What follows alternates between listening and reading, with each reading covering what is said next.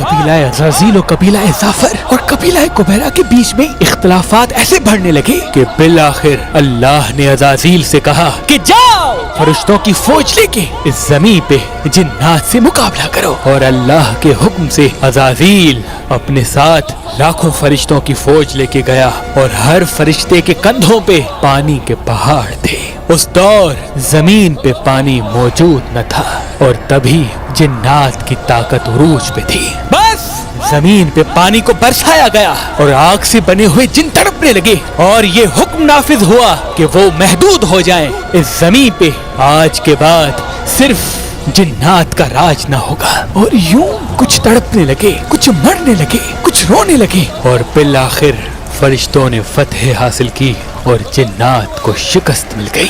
لیکن وہ جو پانی کے پہاڑ فرشتے جنت سے لے کے زمین پہ آئے تھے، وہ جنت کا پانی زمین پہ پھیل چکا تھا، اور یوں اس پانی نے سمندر کی شکل اختیار کر لی، اور تب سے وہ سمندر کا پانی سورج کی گرمی سے فضا کے توسط سے آسمان پہ آتا ہے اور پوری زمین پہ بارش برساتا ہے، اور وہی پانی کبھی سردی سے جم جاتا ہے تو کبھی گرمی سے پگھل جاتا ہے، اور اسی پانی سے پھر اللہ نے اسی زمین پہ سبزہ اگایا۔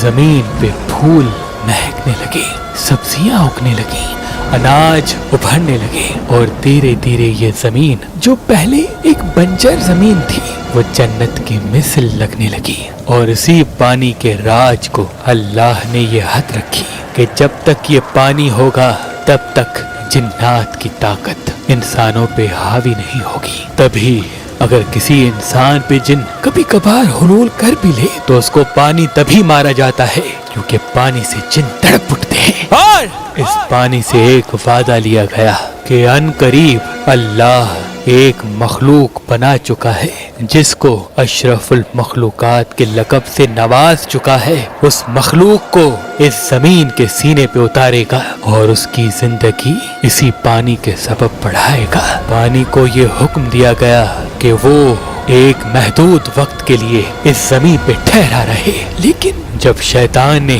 اس اشرف المخلوقات کو سجدہ کرنے سے انکار کر دیا تو جنات میں پھر سے بغاوت ہو گئی، اور شیطان نے اللہ سے یہ کہا کہ اے میرے خالق، تو مجھے اتنی عبادت کا صلہ کیا دے رہا ہے؟ اللہ نے کہا اے عزازیل مانگ، کیا مانگتا ہے؟ اس نے کہا مجھے اتنی مدت دے اور میری قوم کو اتنی طاقت دے کہ میں اس کو گمراہ کر سکوں۔ تو اللہ نے کہا جا تو بھی اس زمین پہ اپنے قبائل کے ساتھ رہ اور کوششیں کرتا رہ، جو میرے نیک بندے ہوں گے وہ کبھی تیری پکڑ میں نہیں آئیں گے۔ تو شیطان نے کہا اے میرے اللہ، میں زمین پہ رہوں تو صحیح، لیکن ہمارا زمین پہ رہنا محال ہے کیونکہ وہاں پانی بستا ہے اور ہم آگ کے بنے ہوئے ہیں، ہمارا وہاں کوئی بس نہیں چلتا اور ہماری قوم وہاں حقیر سی لگتی ہے۔ اور پھر اللہ نے فرشتوں سے کہا کہ جاؤ نمک کے پہاڑ اٹھاؤ اور جو زمین پہ پانی موجود ہے اس میں ڈال دو تاکہ زمین کا پانی جو ٹھہرا ہے وہ نمکین ہو جائے، اور اس پانی کے کڑوے ہونے کی وجہ سے جنات بھی اس زمین پہ اپنی حکومت کر سکیں۔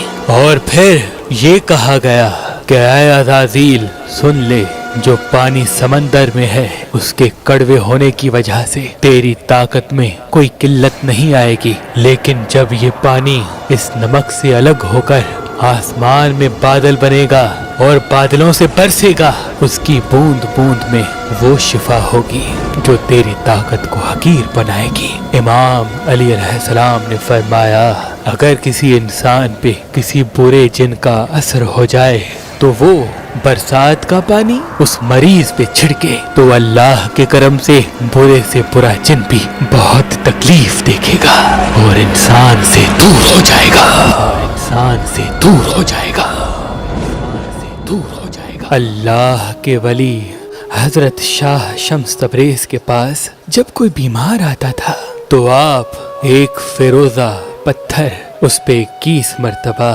سورہ رحمان پڑھ کے دیتے تھے۔ اللہ کے کرم سے وہ بیمار شفا پاتا تھا اور اس طرح سے वो फिरोजे वाली अंगूठी हजरत शाह शम्स तबरेज से मंसूब हो गई। आज भी उस फिरोजे की अंगूठी को शिफा की अंगूठी कहते हैं।